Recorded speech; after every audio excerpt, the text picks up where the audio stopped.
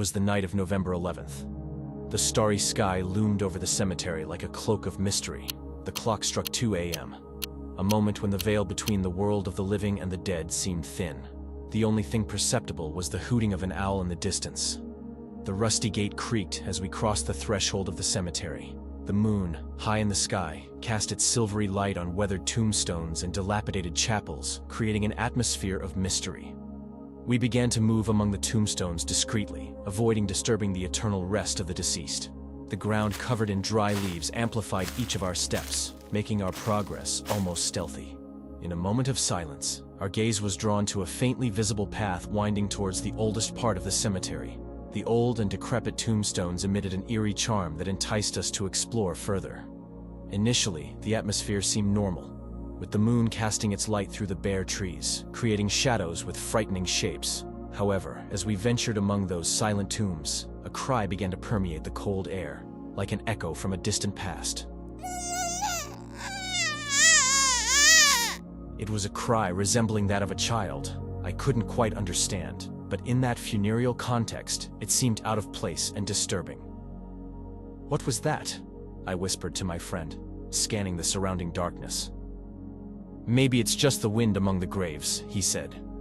But in his words, there was a veil of uncertainty. Ignoring the cry that seemed to chase us, we continued our exploration. As time passed, the cry grew closer.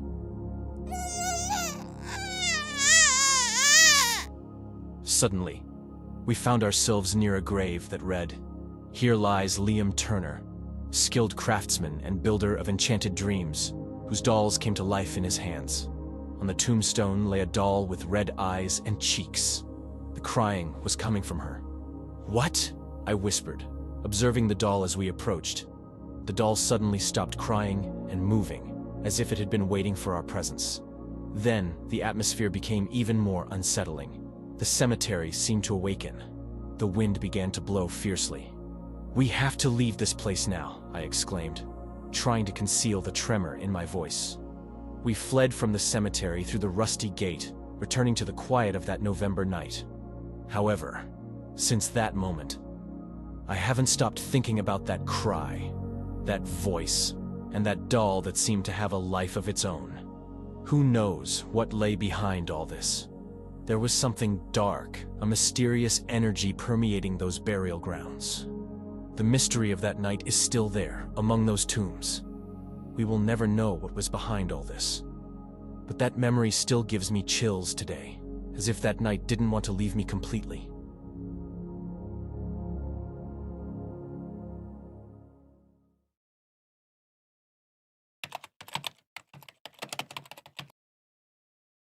It was a February night with a cold that had already tightened its icy embrace around the city. The old cemetery stood there, like a place forgotten by time. Bare, tall, and eerie trees lined the perimeter, and a rusty fence emphasized the boundary between life and death. We had heard unsettling stories about that place, but our curiosity had overcome any fears. No one had ever dared to enter. We didn't believe everything that was said about that place, so I, Brian, and my friend James decided to explore it that night, hoping to dispel those sinister rumors. It was around midnight.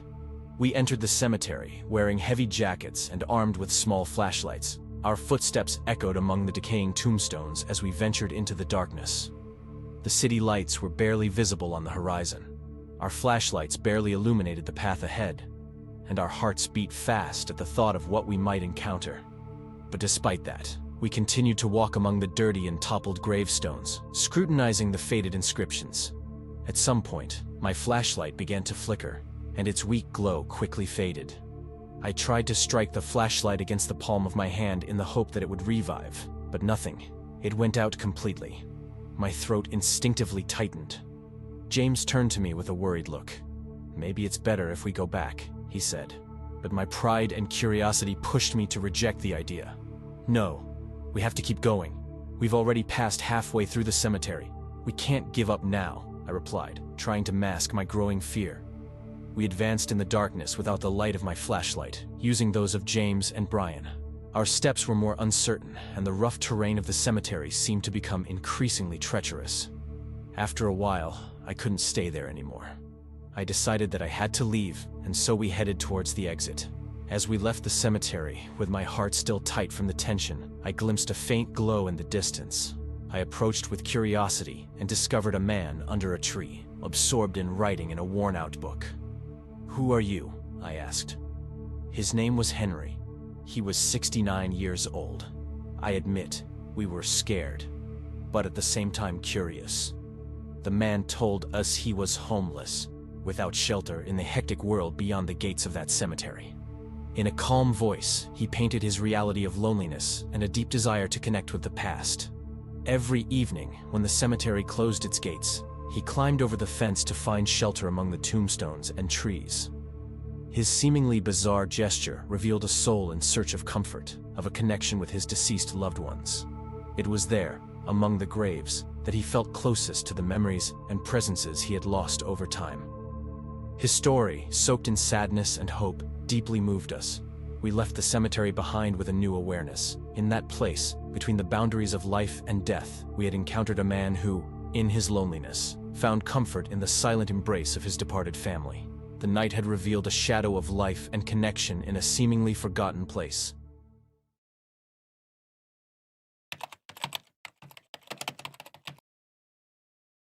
Today, at my venerable age of 75, I have decided to share the most unsettling experience I have ever lived through.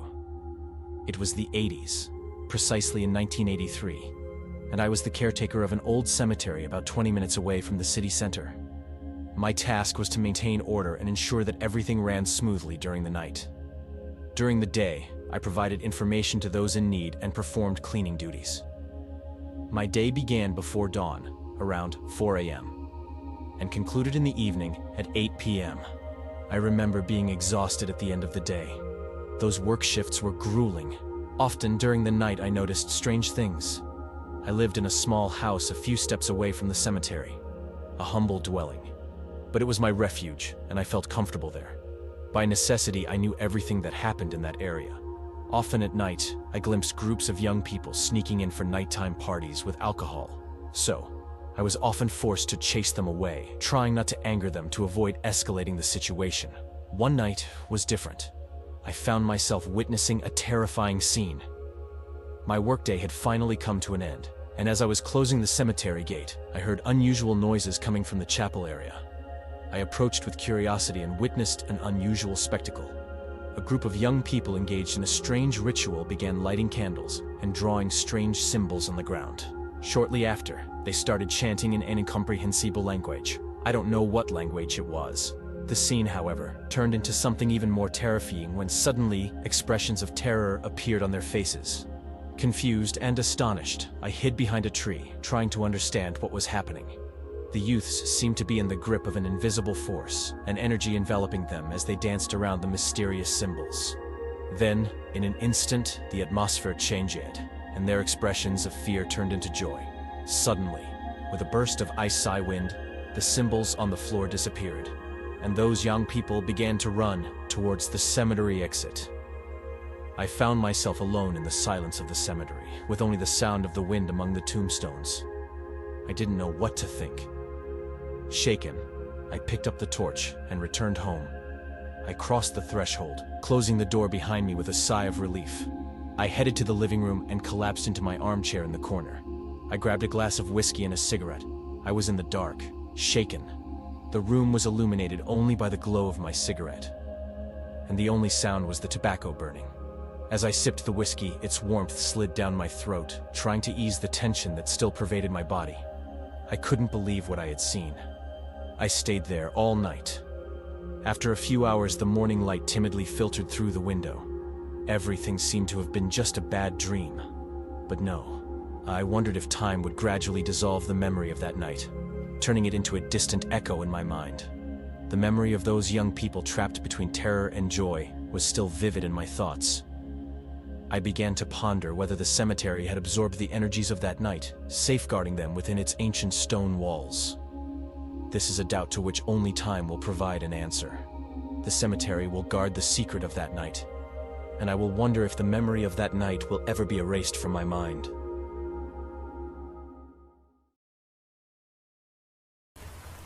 I had a terrifying experience with a clown back when I was in high school. I know that sounds crazy, but it's true. It all started one night when I was at work. Back then, I lived with my parents and worked a job at a nearby convenience store. I walked to and from work, and I would ride the bus to school every day. Between work and school, I was pretty busy. So I started work from 3 p.m. until 9 p.m. on this night. Work went by as usual, and when I got off, I left to walk home. The walk would take me about 15 minutes on most days, and I didn't mind it.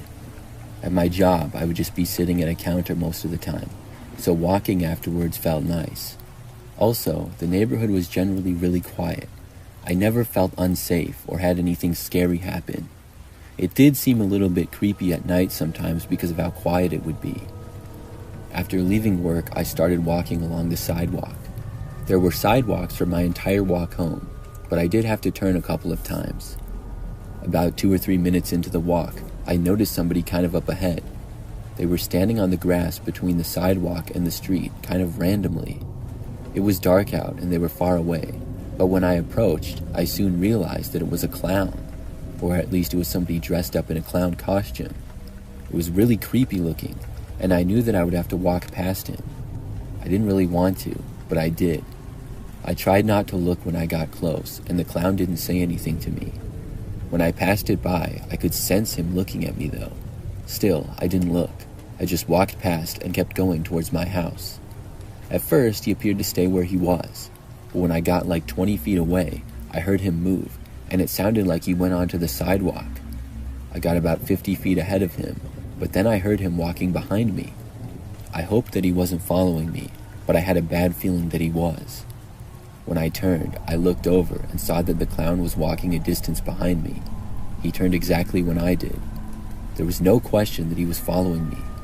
I kept going and tried to walk a little bit faster. I didn't look back, but listened closely in case the clown was going faster as well. He didn't seem to be getting any closer to me though. I crossed another street, which he also did. Now I only had a short distance to go before arriving home. When I got to my street, the clown walked after me. That's when I looked over my shoulder for the first time. He was there, maybe 40 feet back now, and was looking at me.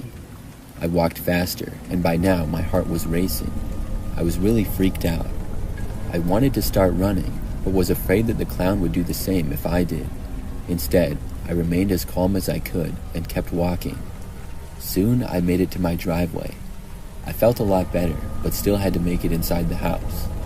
I walked up and got to the front step. It was at that point that the clown reached my driveway. Then I heard him starting to walk up the driveway after me. This made me really nervous, and I scrambled to use my house key to unlock the door. I was panicking, and that was causing me to go slower than usual. I heard the footsteps quickly approaching as I fumbled around with the key. At last, I had unlocked the door. I went inside extremely quick and then slammed the door and locked it behind me. I heard my mom say from the other room, "What was that?" She then called out my name, and I heard the doorknob turn behind me. I ran over to the living room and found my parents. I told them about the clown guy following me home. We went over to the door to look, but he was now gone. I told them the story, and my parents said that they would drive me to and from work for my next shift. We figured that the clown had left, and we were all very creeped out by this situation. Later that night, I went to bed, and the clown didn't come back or anything. But the next morning, I got up to catch the bus for school. It was really early and still dark out because school started at 7:25. So at about 6:50, the bus would usually arrive at my house. And after getting ready for school, I headed out. I left my house at about 6:45 and started walking to the end of my driveway where I would stand and wait for the bus. When I was beginning to walk down the driveway, I saw something out of the corner of my eye. I looked and saw the same clown coming around the corner from the side of the garage. I couldn't believe my eyes. I turned and ran back inside the house and called the police right there. Then I found my parents and told them what was going on. We all stayed inside the house until the cops got there. They found the clown hiding in the backyard. I couldn't believe it. I was sure that he had left the previous night. After that, I was able to get a ride with my parents to school because I missed the bus, but I was just grateful to be okay. It still blows my mind that the clown was there in our yard all night. We should have called the police the previous night after he had followed me home. We had just assumed that he left. I guess he camped out on the side of the garage, which was actually a really good hiding place. That guy was a total creep. This remains the scariest moment of my life. I'm now scared of clowns because of it. This happened when I was a freshman in high school. During this time, I lived at home with my parents and older sister. We lived in what I would describe as a pretty average neighborhood. Our backyard was sort of big, but overall it was a very populated area. So one night, I was at home playing video games in my bedroom. My sister was in her room and my parents were out in the living room. I always liked to play video games in my room, and I had a really good setup in there. I had my gaming chair, big monitor, and a TV as well. I remember that after gaming for a long time, I got to a loading screen. I leaned back in my chair to stretch, and I casually looked to my right out of my bedroom window. The window looked out to the backyard, and at the back of the yard was a small woods. Something caught my eye when I looked out there. It looked sort of like there was a clown looking at me from just inside the woods. At first, I thought surely that wasn't the case. I kept looking and was squinting my eyes to see better. It sure looked like there was a clown there. So I got up from my chair and walked over to the window. Now that I had a better view, I could see that there was in fact a clown there, or at least somebody that was wearing a clown mask. They were standing just a couple of feet into the woods, partially blocked by trees. But the clown was looking right at our house, possibly at my window. It was extremely creepy to see this. I ran out of my bedroom and found my parents in the living room. I told them there was some guy dressed as a clown in the backyard. They followed me to my bedroom window, but when we got there, whoever this guy was now gone. I told my parents where he was and everything. We all went outside after that and looked around the backyard, although I was really creeped out. Luckily, we didn't see or hear anything when we were out there. The woods in our backyard was not that big. It only went back probably 20 feet, and then there was a fence. I was guessing whoever this guy was went through the neighbor's yard. At least he wasn't in our yard anymore. It was a real mystery as to who he was and what exactly he was doing back there. We all went back inside, and I went back to what I was doing. I looked out of my window every so often, but luckily the clown man did not return. The next couple of days were normal, no signs of the clown or anything. But it was less than a week later, and I found myself home alone. My parents were gone at friends, and my sister was at a friend's house also. I was playing video games in my bedroom, and it was probably about 9 o'clock at night. It was the same setup as the previous time. I randomly looked out of my window, which was to my right, about 15 feet away. I saw the clown guy again. This time, he was not in the woods though, but standing in the middle of the backyard, much closer. He was facing me and looking directly at my window. I got up and ran over to the window and covered it with my shades. I then ran out of my bedroom as quickly as possible. I didn't know what to do. Why would the clown guy come back? I called my parents and told them about it. They advised me to call the police if he didn't leave the yard immediately. So I looked out of another window, but I didn't see the guy anymore. I was hoping that meant that he left. I got off the phone with my parents and then looked out of several other windows. I didn't see the clown. Then I headed back to my bedroom. When I was walking in though, I heard a knock at the front door. I went over and checked out the front window and saw the clown. He was standing on the front step. I just moved away from there and ignored it. I went back into my bedroom, put my headphones on, and forced myself to just play video games. I did that until my parents got back home. When they did, the clown guy was long gone. After that night, I kept my bedroom window covered at all times. I also didn't stay home by myself for several weeks because I was too creeped out to. I'm not sure if the clown guy ever came back or not, but I didn't see him or hear from him again.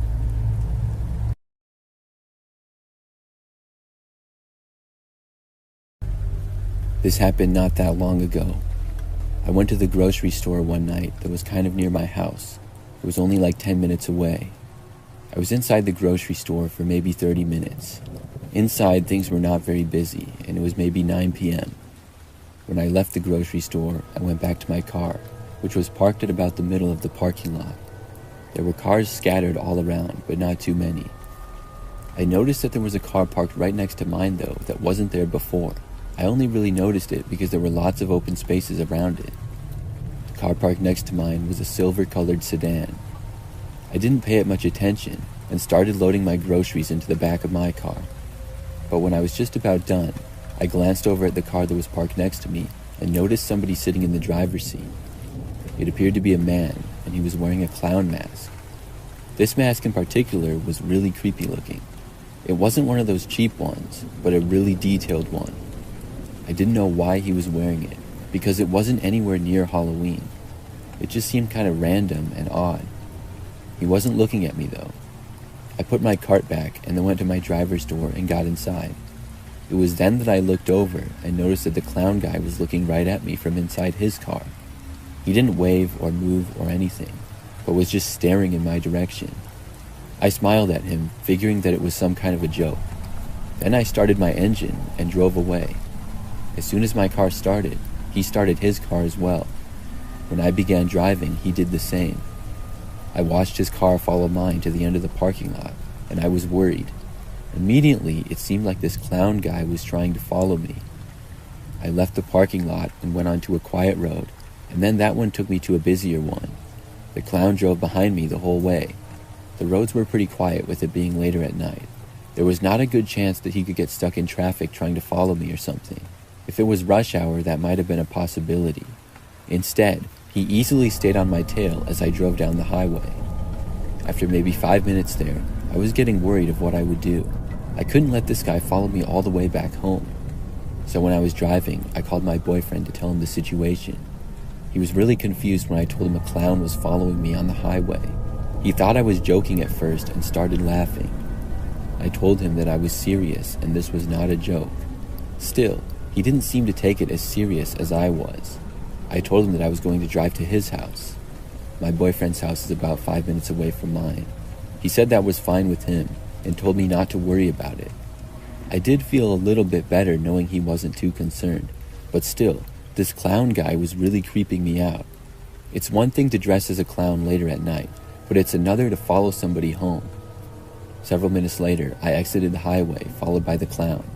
Then I took a quiet road for about a mile before the turnoff for my boyfriend's street. When I turned, the clown behind me did as well. The street was very quiet at this time of night. My boyfriend's house was about halfway down the street and on the right side. When I reached it, I began pulling into the driveway. It seemed as though the clown was going to do the same thing. That's when I saw the door to the house open and my boyfriend running out. He was wearing a clown mask of his own, one that he wore at a Halloween party a couple of years ago. He was holding a yellow wiffle ball bat as well and waving it around like a crazy person. The clown in the car behind me started pulling into the driveway and then stopped. My boyfriend was screaming like a madman and went running straight for the clown's car behind me. Then the clown backed out and drove away before my boyfriend could reach him. I got out of the car and asked my boyfriend if he was out of his mind. I couldn't believe what he was doing. He took his mask off and started laughing, calling the other clown a wimp for running away. We went inside after that, and I ended up being really glad that he did that. It could have been extremely dangerous though. Who knows who that guy in the clown mask was and what he wanted? Maybe that was just his way of disguising himself, and me being a young woman, he was trying to stalk me. I'm really not sure, but I'm glad that my boyfriend considered the whole thing one big joke. He told me that he thought of the idea when I told him I was going to his place. He remembered the clown mask and thought he would out-clown the clown. I'm really glad that it worked.